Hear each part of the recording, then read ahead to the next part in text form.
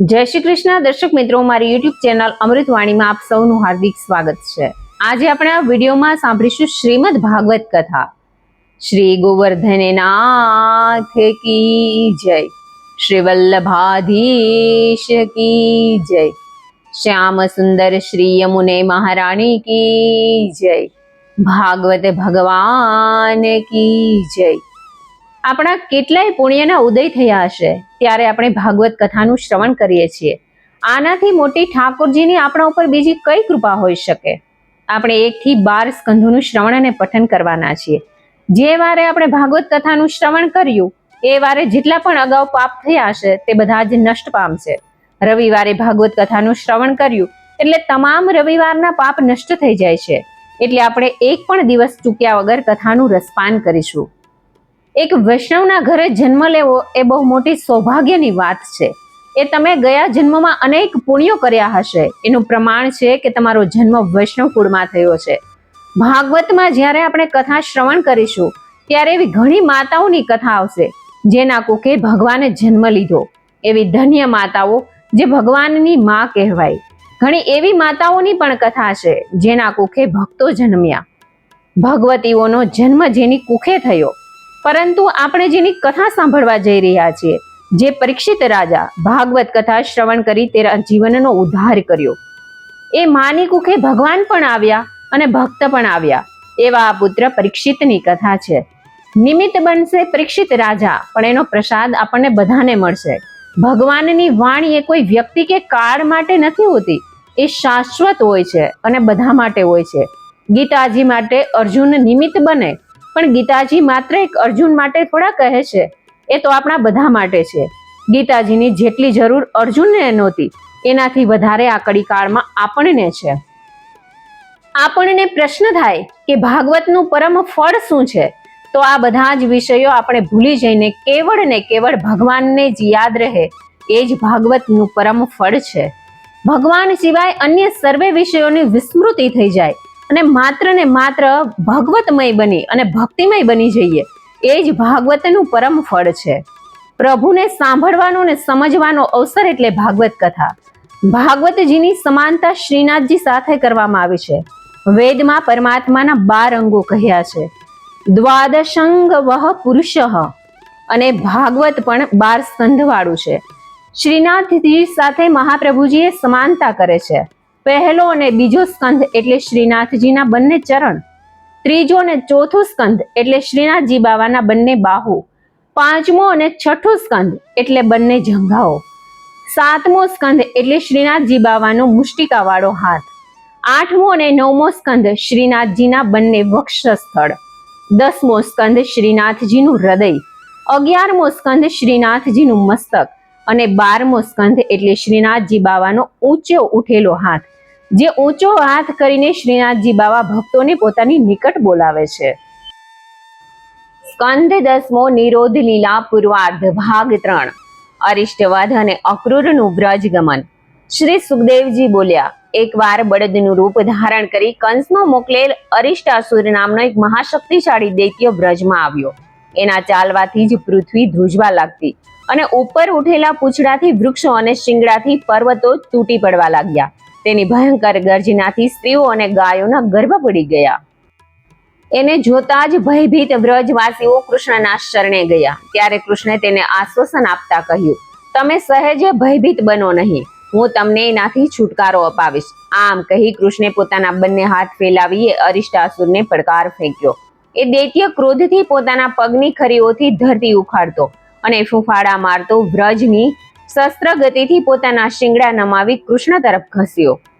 ભગવાન કૃષ્ણે બંને હાથેના શિંગડા પકડી લીધા અને એને જમીન ઉપર પછાડીને પગ વડે દબાવીને મારી નાખ્યો। અસુરનો નાશ થતા દેવતાઓ એમના ઉપર પુષ્પ વર્ષા કરી અને કૃષ્ણ બળદેવ સાથે વ્રજ પાછા ફર્યા। હવે કંસનો સમય નજીક આવી ગયો છે, એટલે પાપીનો નાશ કરવો જરૂરી છે એમ વિચારી ભગવાને નારદજીને પ્રેરણા કરી। એટલે નારદજી કંસ પાસે જઈને કહેવા લાગ્યા કે હે કંસ, દેવકીના 8મા ગર્ભથી પુત્રી પેદા થઈ નહોતી, એ પુત્રી યશોદાની હતી। તમારી સાથે વસુદેવે કપટ કર્યું છે। દેવકીનો પુત્ર કૃષ્ણ અને રોહિણીનો પુત્ર બલરામ અત્યારે યશોદા પાસે ઉછરી રહ્યા છે। તમારા ભયથી વસુદેવે એ બંને બાળકોને નંદ પાસે પહોંચાડી દીધા હતા. એ કૃષ્ણ જ તમારો કાળ છે. આ બળદેવ તથા કૃષ્ણ જ તમારા અનુચર દૈત્યોને મારી નાખ્યા છે. આ સાંભળી ક્રોધે ભરાયેલા કંસે વસુદેવને મારવા માટે તલવાર ઉગામી, પરંતુ નારદે એને તારો કાળ તો કૃષ્ણ છે, તેને જ માર એમ સમજાવીને શાંત કર્યો. પરંતુ કંસ દેવકી અને વસુદેવને હાથ કડીઓ બેડીઓ પહેરાવી ફરીથી કારાવાસમાં નાખી દીધા. નારદના ગયા પછી એણે કેસી નામક અસુરને કૃષ્ણ બળદેવને મારી નાખવા મોકલ્યો.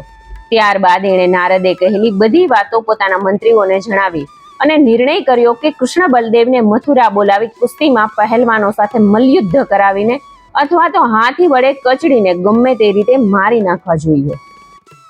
ત્યાર પછી એણે શ્રેષ્ઠ યદુવંશી અક્રૂરજીને બોલાવીને કહ્યું કે હે અક્રૂર, તમે સૌથી આદરણીય છો. તમે મિત્ર તરીકે મારું એક કામ કરો.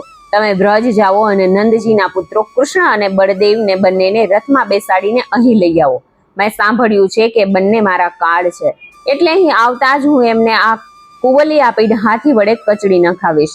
આમ છતાં જો એ બચી ગયા તો એમને મારા પહેલવાનો ચાણૂર અને મુષ્ટિક દ્વારા મરાવી નાખીશ. માટે એમને ધનુષ યજ્ઞમાં ભાગ લેવા તથા મથુરા બતાવવાને બહાને અહીં બોલાવો. અક્રૂર બોલ્યા, તમારો આ વિચાર ઉત્તમ છે, પરંતુ સિદ્ધિ અથવા અસિદ્ધિ પરમાત્માના હાથની વાત છે. છતાં પણ હું તમારી આજ્ઞાનું પાલન કરીશ.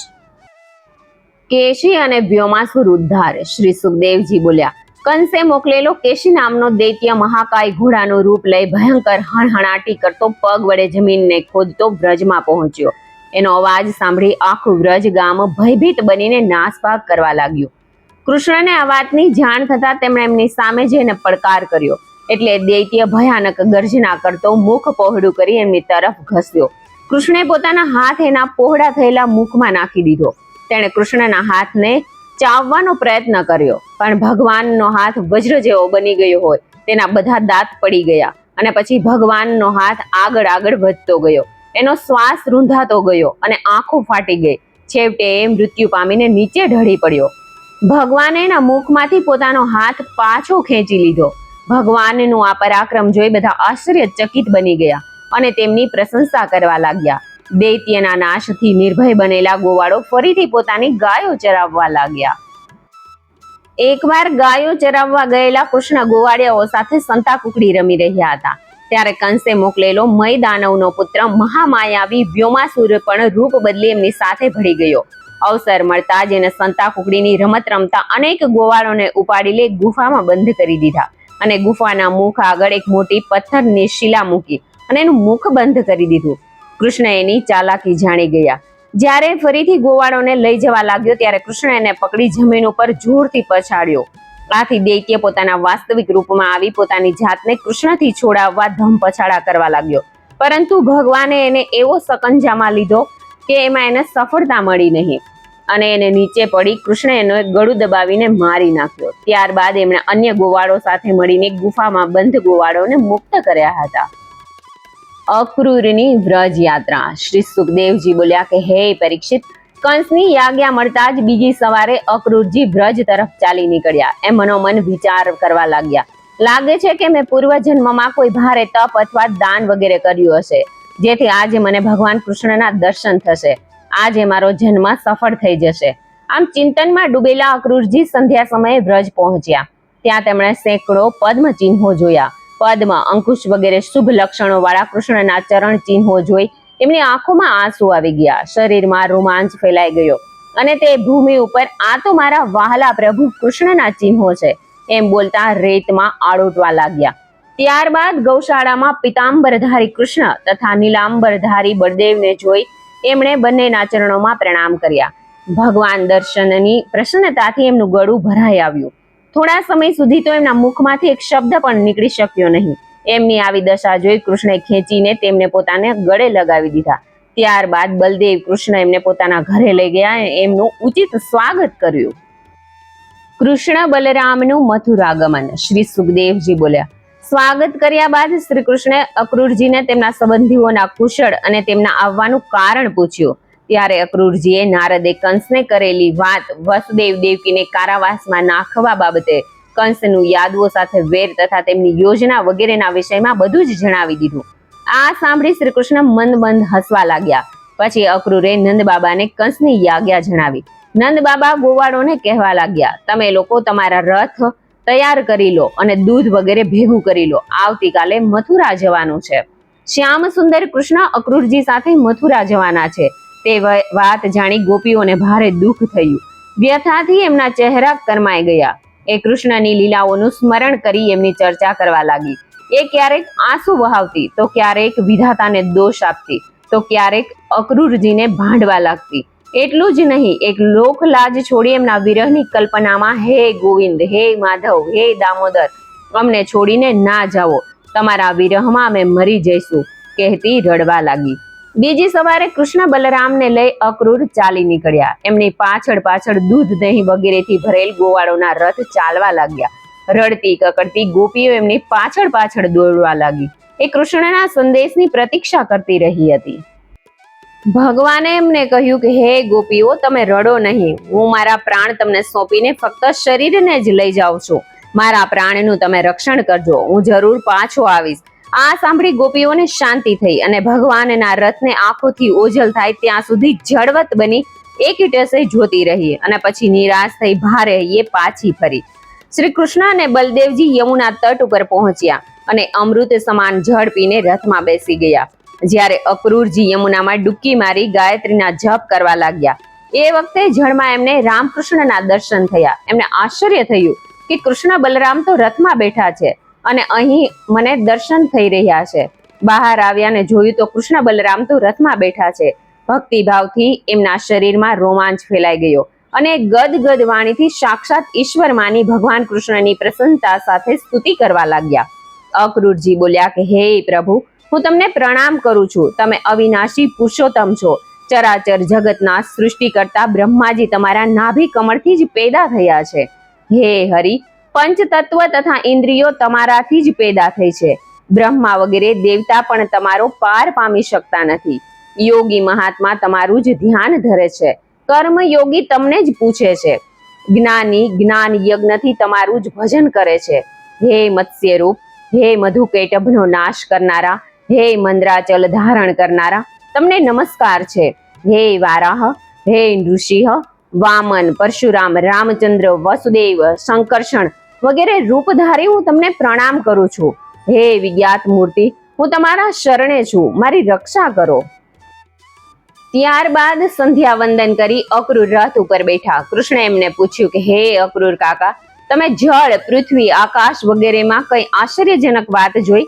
અક્રૂર બે હાથ જોડીને બોલ્યા કે હે પ્રભુ, પૃથ્વી, જળ, આકાશ બધામાં તમે જ સમાયેલા છો. મેં આપના જ દર્શન કર્યા છે. એમ કહી અક્રૂરજી રથ હાંકવા લાગ્યા. મથુરા પહોંચી કૃષ્ણે અક્રૂરને કહ્યું કે હે કાકા, તમે ઘરે જઈને આરામ કરો. અમે પણ અહીં વિશ્રામ કરી મથુરામાં પ્રવેશ કરીશું. અક્રૂર બોલ્યા કે હે નાથ, હે ભક્તવત્સલ, તમે મને તમારી સાથે જ રાખો. હું તમારી સાથે જ મથુરામાં પ્રવેશ કરીશ. મારા ઘરને પવિત્ર કરો. કૃષ્ણ બોલ્યા કે કાકા, હું યાદવ દ્વેષી કંસને માર્યા બાદ જ બલદેવજી સાથે તમારા ઘરે આવીશ. તે પછી અક્રૂર કંસની પાસે ગયા અને કૃષ્ણ બલદેવના આગમનના સમાચાર આપી પોતાના ઘરે ગયા. બલદેવ ગોવાળો સાથે મથુરામાં ફરવા નીકળી પડ્યા. આખી નગરી સોના ચાંદીથી બનેલી હતી. નગરની બધી સ્ત્રીઓ કૃષ્ણ બલદેવના આવવાના સમાચાર સાંભળી બધું કામકાજ પડતું મૂકી ઘરની છત ઉપર ચડી ગઈ અને કૃષ્ણનું મનોહર રૂપ જોઈ એકબીજાને કહેવા લાગી, ઓહ, ગોપીઓએ એવું તે ક્યું કઠોર તપ કર્યું હશે કે જેનાથી હંમેશા કૃષ્ણ દર્શન કરતી રહે છે. કૃષ્ણ બલરામ મંદ મંદ હાસ્ય કરતા અને લોકોના ચિત્ત હરતા નગરમાં ફરવા લાગ્યા. નગરમાં આગળ વધતા કૃષ્ણ કંસના માનીતા ધોબી પાસે પહોંચ્યો અને કહેવા લાગ્યા, તમે અમને કોઈ સારા વસ્ત્રો આપો, તમારું કલ્યાણ થશે. આ સાંભળી તે ધોબી પોતે રાજાનો સેવક છે એવું અભિમાન હોવાથી ક્રોધિત બનીને બોલ્યો, તમે લોકો જંગલો અને પર્વતોમાં રહેવા વાળા જંગલીઓ છે, એટલે જ તો આવી મૂર્ખતા ભરી વાતો કરી રહ્યા છે. હું કંસનો ધોબી છું. આ વસ્ત્રો રાજા કંસના છે. ભાગી જાઓ, નહીં તો માર ખાશો. આ સાંભળી ભગવાન કૃષ્ણ એને એક તમાચો મારતા એનું માથું તૂટીને ધડામ કરતું નીચે પડી ગયું. પછી કૃષ્ણે તથા બલદેવજીએ મનગમતા વસ્ત્રો પસંદ કરી લીધા. ત્યારબાદ દરજી પાસે જઈ વસ્ત્રો સીવડાવવા આપ્યા. દરજીએ પ્રસન્નતાથી એ કામ કરી આપ્યું. આથી પ્રસન્ન બની કૃષ્ણે એને આ લોકમાં સુખ શાંતિ તથા પરલોકમાં મુક્તિ આપી. આગળ જતા સુદામા માળીએ તેમને પગે પડી હરખથી એમને ફૂલોની માળા પહેરાવી. ભગવાને પ્રસન્ન બની એને અનેક વરદાનો આપ્યા. કુબજા ઉપર અનુગ્રહ. શ્રી સુખદેવજી બોલ્યા કે હે પરીક્ષિત, ત્યાર પછી ગોવાળિયા મંડળી સાથે શ્રી કૃષ્ણ આગળ વધ્યા તો એમને 3 જગ્યાએથી વાંકી એક કુબડી યુવતી મળી. કૃષ્ણે એમને પૂછ્યું કે તું કોણ છે? આ ચંદન કોના માટે લઈ જઈ રહી છે? આ અમને આપી દે. કુબડી સ્ત્રી બોલી કે હું 3 જગ્યાએથી કુબડી છું. મારું નામ ત્રિવક્રા છે. હું કંસની પ્રિય દાસી છું. તમે પુરુષ રત્ન તથા ઉત્તમ પાત્ર છો. એમના દર્શનથી મોહિત બની કુબજાએ લેપ એમને આપી દીધો. લેપ લગાવી બંને ભાઈ પ્રસન્ન બનીને સુશોભિત થયા. કૃષ્ણે પોતાના ચરણોથી કુબજાના બંને પગ દબાવ્યા અને એમને હળપચી પકડી એવો આંચકો માર્યો કે તેના 3 જગ્યાએથી વાંકા વળેલા અંગો સીધા થઈ ગયા અને જોત જોતામાં અદ્વિતીય સુંદરી બની ગઈ. પછી એ વિનંતી કરતા બોલી કે હે પ્રભુ, મારા ઘરે આવવાની કૃપા કરો. કૃષ્ણ બોલ્યા કે હે સુંદરી, કંસને માર્યા બાદ જ હું તારા ઘરે આવીશ. પછી કૃષ્ણ મથુરાવાસીઓને પૂછતા પૂછતા ધનુષ જ્યાં રાખ્યું હતું તે સ્થાને પહોંચ્યા. રક્ષકો ધનુષની રક્ષા કરી રહ્યા હતા. કૃષ્ણ ધનુષ તરફ ઘસ્યા. રક્ષકોએ એમને રોકવાની કોશિશ કરી, પરંતુ કૃષ્ણએ ધનુષ ઉપાડી લીધું અને જમણા હાથે પણસ ચઢાવી વચ્ચેથી તોડી નાખ્યું. એના કડાકાથી 4 દિશાઓ ગુંજી ઉઠી. કંસ ભયભીત બની ગયો. રક્ષકોએ કૃષ્ણને ઘેરી લીધા, પરંતુ કૃષ્ણ અને બલદેવ એમને ધનુષના ટુકડા મારીને પાડી દીધા.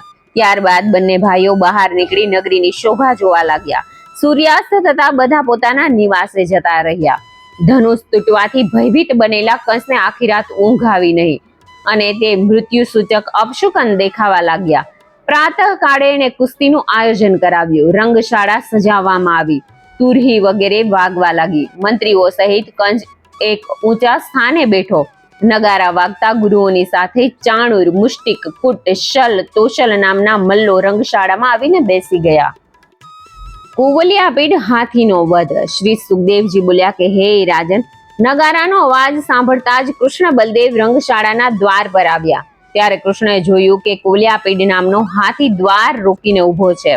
કૃષ્ણ બોલ્યા કે મહાવત, આ હાથીને અહીંથી ખસેડ, નહીતર એની સાથે તને પણ પરલોક મોકલી દઈશ. ક્રોધિત બની મહાવતે યમરાજ સમાન હાથીને કૃષ્ણ તરફ દોડાવ્યો. હાથીએ શ્રી કૃષ્ણને પોતાની સૂંઢમાં લપેટવા આગળ વધ્યો, પણ કૃષ્ણ છટકીને દૂર ખસી ગયા અને હાથીને ડાબે જમણે મુક્કા મારવા લાગ્યા અને હાથીને ઢસડવા માંડ્યા. હાથી જમીન ઉપર પડી ગયો એટલે કૃષ્ણે એના દાંત ઉખેડી નાખ્યા અને દંતશૂળ વડે હાથી અને મહાવતને મારી નાખ્યા. ત્યારબાદ એ દંતશૂળ લઈ બલદેવની સાથે રંગશાળામાં ગયા. હાથીને મરેલો જોઈ કંસ ગભરાઈ ગયો. લોકો તેમના પરાક્રમોની વાતો કરવા લાગ્યા. આ બંને ભાઈઓ તો સાક્ષાત હરિના અવતાર છે. એમણે પૂતના, શંખચૂડ, ધેનુક વગેરે દૈત્યોને મારી અને ગોપીઓ ગોવાળોની રક્ષા કરી છે. બંને ભાઈઓ મલના અખાડામાં પહોંચ્યા. તેમને જોઈ ચાણૂર મલ બોલ્યો કે હે કૃષ્ણ, હે બલરામ, તમે બંને વીર છો. તમને રાજા કંસે યુદ્ધ માટે બોલાવ્યા છે, માટે આવો ને કુસ્તી કરો.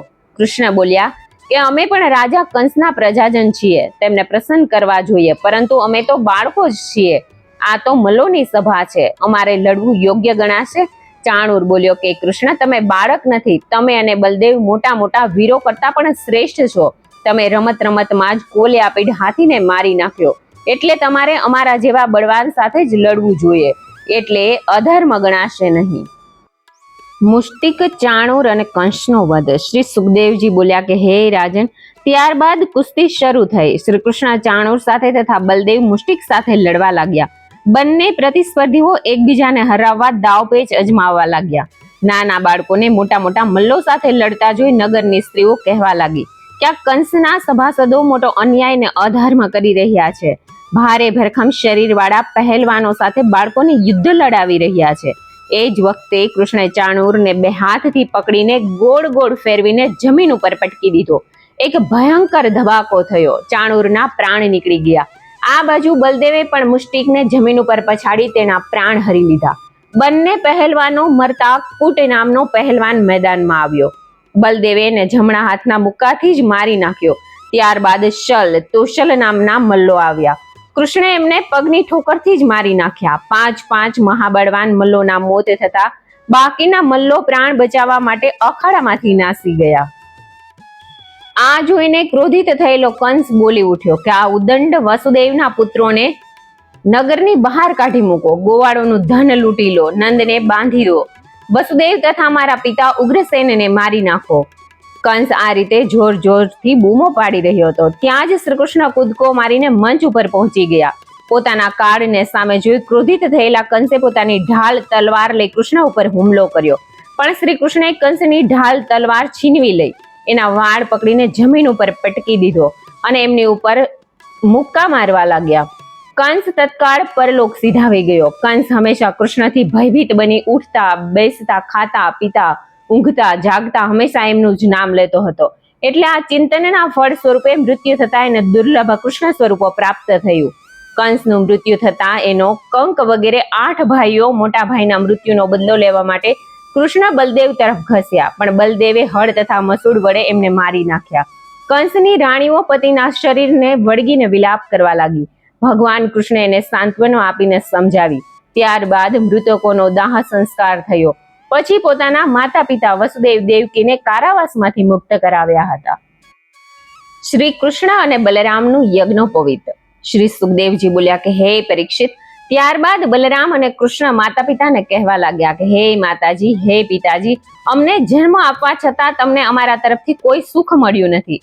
અમારી પણ એક કમનસીબી છે કે અમે જન્મદાતાના વહાલથી વંચિત રહ્યા. તમારી સેવા કરવાનો અમને મોકો મળ્યો નહીં. જે માતા પિતા ગુરુ વગેરેની સેવા નથી કરતો એ જીવતે જીવ મરેલા સમાન છે. હે પિતા, હે માતા, અમને બંનેને ક્ષમા કરો. ભગવાનની આ વાણી સાંભળી દેવકી વસુદેવના હૃદય સ્નેહથી ભરાઈ ગયા. બંનેને ગોદમાં ઉપાડીને ગળે લગાડી દીધા. એમનું ગળું ભરાઈ આવ્યું. એ કશું બોલી શક્યા નહીં. ત્યારબાદ કૃષ્ણ અને બલરામ ઉગ્રસેન પાસે ગયા અને બોલ્યા કે મહારાજ, અમે તમારી પ્રજા છીએ. કહો એમ તમારી શી સેવા કરીએ? જો કે યાતિના શ્રાપથી યદુવંશી રાજા સિંહાસન ઉપર બેસી શકતો નથી, છતાં તમે મારી યાજ્ઞાથી સિંહાસન ઉપર બિરાજો, તમને પાપ લાગશે નહીં. ત્યારબાદ કૃષ્ણ બલરામ નંદજી પાસે આવ્યા અને બોલ્યા, તમે ઘણા જ સ્નેહ અને લાડકોટથી અમારું પાલન પોષણ કર્યું. પરિવાર દ્વારા ત્યાગેલા શિશુઓનું પાલન પોષણ કરનારા જ ખરા માતા પિતા હોય છે. અમે તમારા જ પુત્રો છીએ. હવે તમે વ્રજ જાઓ, અહીં બધાને સુખી કરી અમે તમને મળવા આવીશું. ત્યારબાદ વસુદેવે કૃષ્ણ બલદેવનો ઉપનયન સંસ્કાર કરાવ્યો. પોતાના પૂર્વ સંકલ્પ મુજબ ગોદાન કર્યો. ત્યારબાદ કૃષ્ણ બલરામ ઉજ્જૈનીમાં ક્ષિપ્રા નદીના કાંઠે આવેલા સંદીપની ઋષિના આશ્રમમાં અધ્યયન કરવા જતા રહ્યા. અધ્યયન પૂર્ણ થતા એમને ગુરુ દક્ષિણા માંગવાનું કહ્યું. ત્યારે ગુરુએ પોતાના મૃત્યુ પામેલા પુત્રને લાવી આપવાની ગુરુ દક્ષિણા માંગી, જે સમુદ્રમાં ડૂબી મરી ગયો હતો. ગુરુની આજ્ઞાથી બંને ભાઈઓ સમુદ્ર તટ ઉપર પહોંચ્યા. વિધિવત પૂજા કર્યા બાદ કૃષ્ણ સમુદ્રને કહેવા લાગ્યા કે અમારો ગુરુપુત્ર અમને પાછો આપી દો. સમુદ્ર બોલ્યો કે હે દેવ, મેં આપના ગુરુપુત્રને માર્યો નથી, પરંતુ અહીં જળમાં રહેતા અમને શંખરૂપ ધારણ કરી ફરતા પંચજન્ય નામના દૈત્યએ બાળકનું હરણ કરેલું છે. આ સાંભળી કૃષ્ણે સમુદ્રમાં પ્રવેશ કર્યો અને દૈત્યને મારી નાખ્યો. પણ જ્યારે એમને ગુરુપુત્ર ન મળ્યો ત્યારે તે યમરાજપુરી જઈને પહોંચ્યા. ભગવાને શંખ વગાડ્યો. શંખનો અવાજ સાંભળી યમરાજ આવ્યા અને પૂજા કર્યા બાદ કૃષ્ણને કહેવા લાગ્યા, હું તમારી શું સેવા કરું? કૃષ્ણએ કહ્યું કે મારો ગુરુપુત્ર અહીં છે, તે મને પાછો આપો. કૃષ્ણની વાત સાંભળી યમરાજે જેવી આપની આજ્ઞા એમ કહીને બાળક પાછો સોંપ્યો. એ બાળકને લઈ બંને ગુરુના આશ્રમે આવ્યા અને ગુરુને તેમનો પુત્ર સોંપી કૃષ્ણ બલરામ મથુરા પાછા ફર્યા હતા. ઉદ્ધવનું વ્રજ પ્રસ્થાન. શ્રી સુખદેવજી બોલ્યા કે હે પરીક્ષિત, ઉદ્ધવજી કૃષ્ણના પ્રિય સખા હતા. એક દિવસ કૃષ્ણ એમને કહેવા લાગ્યા કે ઉદ્ધવજી, તમે વ્રજ જાઓ, મારા માતા પિતાને પ્રસન્ન કરો અને મારો સંદેશો આપી ગોપીઓની વિરહ વ્યથા દૂર કરો. એમનો પ્રાણ, એમનું જીવન સર્વસ્વ હું છું. એ મારા પાછા ફરવાની પ્રતીક્ષામાં જ જીવી રહી હશે. કૃષ્ણની આજ્ઞા મળતા જ ઉદ્ધવ વ્રજ જવા રવાના થયા. સૂર્યાસ્ત સમયે તે વ્રજ પહોંચ્યા. ત્યારે એમણે જોયું કે ગાય વાછરડા આપમેળે ઉછળ કૂદ કરી રહ્યા છે. ગાયો ભાંભરી રહી છે, ફૂલો ખીલ્યા છે. એમને આવેલા જોઈ નંદે એમનું સ્વાગત કર્યું અને બોલ્યા કે હે ઉદ્ધવ મિત્ર, વસુદેવ પોતાના પુત્રો સાથે આનંદમાં તો છે ને? કંસ તો માર્યો ગયો, પરંતુ શું કૃષ્ણ કદી અમને અને વ્રજને યાદ કરે છે ખરા? ઉદ્ધવ બોલ્યા કે હે નંદી યશોદા, દુઃખી ન થવો. કૃષ્ણ વહેલી તકે અહીં આવશે અને તમને જે વચન આપ્યું છે તે પાડશે. વાત વાતોમાં રાત પસાર થઈ ગઈ. નંદના દ્વાર ઉપર સુવર્ણ રથ જોઈ ગોપીઓ કહેવા લાગી કે આ રથ કોનો ઊભો છે? જે કૃષ્ણને લઈ ગયો હતો તે અક્રૂર ફરીવાર તો અહીં નથી આવ્યો ને? કૃષ્ણ અમારા પ્રાણ છે, ક્યાં કે અમારા પ્રાણ તો નથી લઈ જવા માંગતો ને? શું એ અમારા મૃત શરીરોથી પોતાના સ્વામી કંસનું શ્રાદ્ધ કરશે? એ જ વખતે ઉદ્ધવજી સ્નાન કરી યમુના તટથી પાછા ફર્યા. ઉદ્ધવ ગોપીનો વાર્તાલાપ. શ્રી સુખદેવજી બોલ્યા કે હે પરીક્ષિત, ઉદ્ધવને જોઈને ગોપીઓ ઘણી જ પ્રસન્ન બની અને ઉદ્ધવજીને ઘેરી વળી. ઉદ્ધવે બધાને બેસાડી એમનું સ્વાગત કર્યું. ગોપીઓ કહેવા લાગી કે હે ઉદ્ધવ, અમે જાણીએ છીએ કે તમે કૃષ્ણના સેવક છો. તમને કૃષ્ણ તેમના માતા પિતા પાસે મોકલ્યા છે. બંધુઓનો પ્રેમ મોટા મોટા મુનિઓ પણ નથી છોડી શકતા. ભમરા સુગંધના કારણે જ પુષ્પો સાથે પ્રેમ કરે છે, નિસ્વાર્થ નહીં. કૃષ્ણના કાર્યોનું ગાન કરતા ગોપીઓ રડી પડી. ત્યાં જ પાસે ગણગણતા એક ભમરાને જોઈ ગોપી બોલી કે હે દુષ્ટ ભમરા, અમારા પગને સ્પર્શ ન કર. તારી ચાંચ શોક્યના ફૂલોની માળાના કુમકુમથી ખરડાયેલી છે. તું કપટી છે, તને ફૂલોથી ખરો પ્રેમ નથી. તું તો સ્વાર્થી છે, ફૂલોનો રસ ચૂસીને ઉડી જાય છે. જેવો તું કાળો છે એવો અમારો સ્વામી કૃષ્ણ પણ કાળો ને સ્વાર્થી છે. અમે કૃષ્ણ માટે અમારા પતિ પુત્રને પણ ત્યાગી દીધા, પરંતુ એ કપટી અને અધરોનો રસ ચખાડી ગયો અને હજુ સુધી પાછો અમને મળવા પણ આવ્યો નથી. શું એ નિર્મોહીને અમારો વિચાર પણ નહીં આવતો હોય? તું જ જણાવ કે અમે એની ઉપર કેવી રીતે વિશ્વાસ કરીએ?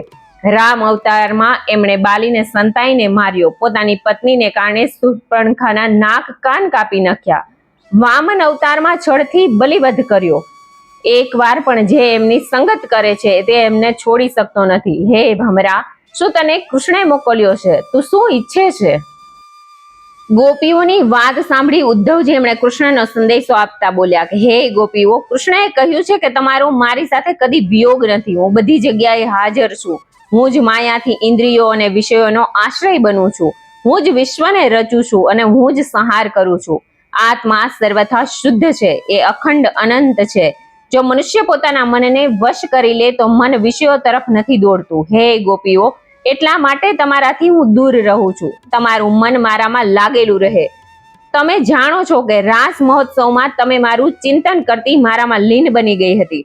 કૃષ્ણનો સંદેશો સાંભળી ગોપીઓ બોલી કે હે ઉદ્ધવ, શું કૃષ્ણ કુશળ તો છે ને? શું એ મથુરાની સ્ત્રીઓને પ્રેમ કરે છે? બીજી ગોપી બોલી, વિશેષ કામ કળાનો જાણકાર કૃષ્ણ નગરની સ્ત્રીઓની વાતોમાં કેમ ફસાઈ ગયા હશે?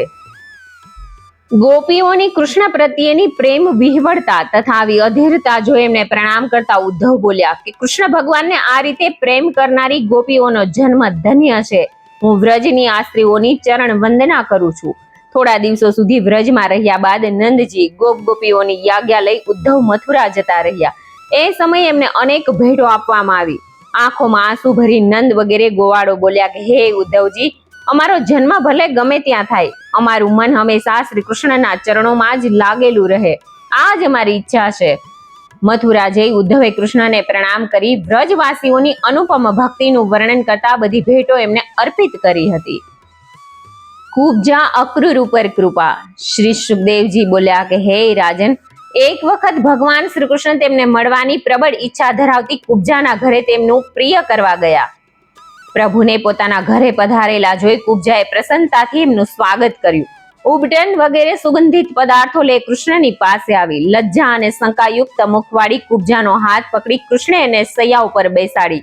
ભગવાનનો સ્પર્શ થતા એની સમસ્ત કામ વ્યાધિ સમાપ્ત થઈ ગઈ અને ભગવાન પ્રત્યે તેના હૃદયમાં નિશ્ચલ શુદ્ધ પ્રેમ ભાવ જાગૃત થયો. એ ભગવાનના ચરણ કમળ પકડીને બેસી ગઈ અને આંસુઓથી એમના ચરણ કમળ પખાડવા લાગી. એમની ઈચ્છા પૂર્ણ કરી કૃષ્ણ પોતાના ઘેર પાછા ફર્યા. ત્યાર પછી એક દિવસ શ્રી કૃષ્ણ પોતાના ભાઈ બલરામને લઈ અક્રૂરના ઘરે ગયા. અક્રૂર એમને જોતા જ ઊભા થઈ ગયા અને એમને આલિંગન આપ્યું. એકબીજાનું અભિવાદન કર્યા બાદ અક્રૂરે એમની યથાવત પૂજા કરી. પછી એ બોલ્યા કે દેવ સ્વરૂપ તમારા આગમનથી આજે મારું ઘર પવિત્ર બની ગયું છે. હે ભગવાન, સ્ત્રી પુરુષ વગેરેના બંધનવાળી આ માયાથી મને મુક્ત કરો. ભગવાન કૃષ્ણ બોલ્યા કે હે અક્રૂર, તમે અમારાથી મોટા છો એટલે પૂજ્ય છો. તમે પાંડવોના કુશળ મંગળ જાણવા હસ્તિનાપુર જાઓ. સાંભળ્યું છે કે પાંડુના મૃત્યુ બાદ ધૃતરાષ્ટ્ર એમને હસ્તિનાપુર લઈ આવ્યા છે, પરંતુ ધૃતરાષ્ટ્ર પોતાના દુર્યોધન જેવા દુષ્ટ પુત્રોના વશમાં હોવાને કારણે એમની સાથે પ્રેમ ભર્યો વ્યવહાર નથી કરી રહ્યા.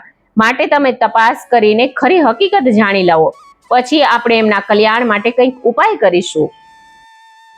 અક્રૂરનું હસ્તિનાપુર પ્રસ્થાન. શ્રી સુખદેવજી બોલ્યા કે હે પરીક્ષિત, ભગવાન શ્રી કૃષ્ણની આજ્ઞાથી અક્રૂર હસ્તિનાપુર ગયા અને ધૃતરાષ્ટ્ર, ભીષ્મ, વિદુર વગેરે બધા સંબંધીઓને મળ્યા. એમણે ગુપ્ત રીતે ધૃતરાષ્ટ્રના વ્યવહારનું નિરીક્ષણ કર્યું. વિદુરજી એમને પાંડવો પ્રત્યે કૌરવોના દુર્વ્યવહાર વિશે જણાવ્યું. કુંતી એમની પાસે આવીને રડવા લાગી અને બોલી કે હે અક્રૂર, મારા માતા પિતા, ભાઈ બહેનો વગેરે અમને યાદ કરે છે કે નહીં? શું ભાતૃ વત્સલ કૃષ્ણ અને બલરામ મારા પુત્રોને યાદ કરે છે? અક્રૂર અને વિદુરે કુંતીને સમજાવીને સાંત્વના આપીને શાંત કરી. ત્યારબાદ અક્રૂર ધૃતરાષ્ટ્ર પાસે ગયા અને કહેવા લાગ્યા કે હે ધૃતરાષ્ટ્ર, પાંડુના મૃત્યુ બાદ તમે રાજ સિંહાસન ઉપર બેઠા છો. જો તમે પ્રજાને પોતાના સંબંધીઓને એક સમાન સમજી ધર્મપૂર્વક શાસન કરશો તો તમારું કલ્યાણ થશે. જો તમે આમ નહીં કરો તો આ લોકમાં તો તમારી નિંદા થશે જ, સાથે સાથે પરલોકમાં નરક ભોગવવું પડશે. તમે તમારા પુત્રોને પાંડવોને સમાન સમજો. આ સાંભળીને ધૃતરાષ્ટ્ર બોલ્યા કે હે અક્રૂર, તમારા શબ્દો કલ્યાણ કરનારા છે, પરંતુ મારું મન પુત્ર મોહવશ ચંચળ બની ગયું છે. આથી તમારા શબ્દો મારા હૃદયને પ્રભાવિત નથી કરી શકતા. અન્યથા ભગવાન કૃષ્ણના શબ્દોને કોણ ઓળંગી શકે છે? ધૃતરાષ્ટ્રનો અભિપ્રાય સમજી અક્રૂરજી મથુરા પાછા ફર્યા.